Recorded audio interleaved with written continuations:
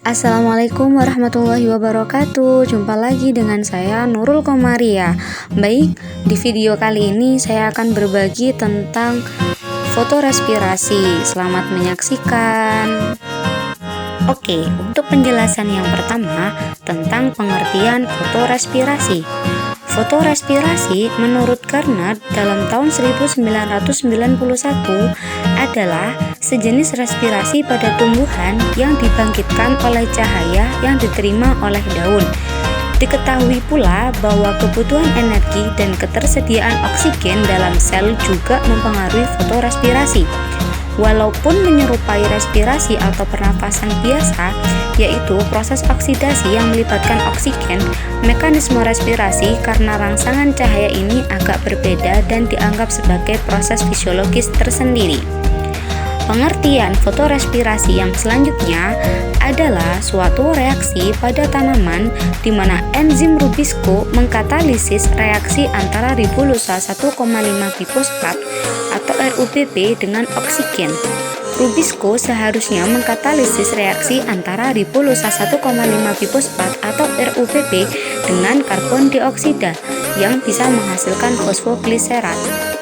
Untuk proses respirasi itu sendiri dapat terjadi karena enzim RUBP yang seharusnya berikatan dengan CO2 juga dapat berikatan dengan oksigen.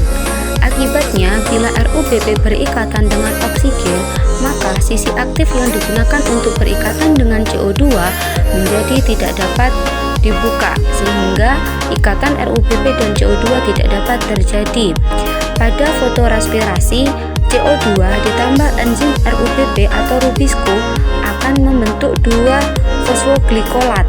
Lalu 2 fosfoglikolat diubah menjadi glisin, glisin diubah menjadi serin. Dalam proses pengubahan glisin menuju serin, disinilah dihasilkan CO2 yang dibebaskan ke udara. Lalu dari serin akan diubah menjadi gliserat, dari gliserat baru akan diubah menjadi 3PG.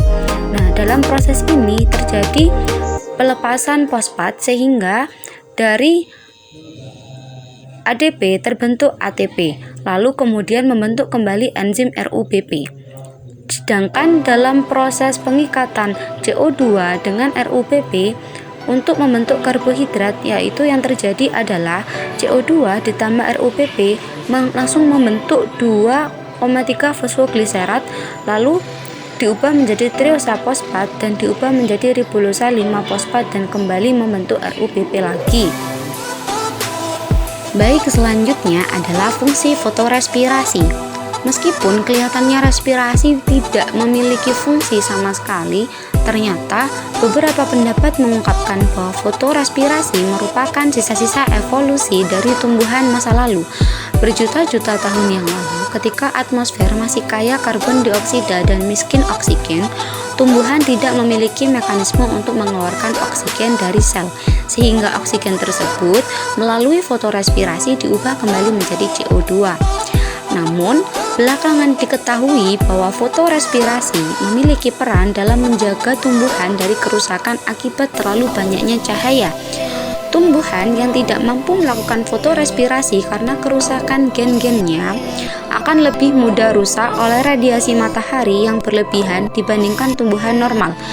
Fotorespirasi akan meningkatkan kemampuan tumbuhan dalam melindungi tubuhnya dari kerusakan akibat cahaya yang berlebih. Penjelasan selanjutnya adalah tentang perbedaan tanaman C3, C4, dan CAM. Tanaman C3 lebih adaptif pada kondisi kandungan CO2 tinggi, sedangkan tanaman C4 adaptif di daerah panas dan kering. Tanaman CAM juga adaptif di daerah panas dan kering. Perbedaan selanjutnya adalah tanaman C3, enzim yang mereaksikan CO2 dengan RUBP juga dapat mengikat O2 dalam waktu yang bersamaan. Tanaman C4, CO2 diikat oleh PEP yang tidak berikatan dengan O2, sehingga tidak ada kompetisi antara O2 dengan CO2. Tanaman CAM, pada malam hari asam malat sangat tinggi, pada siang hari malat rendah lintasannya.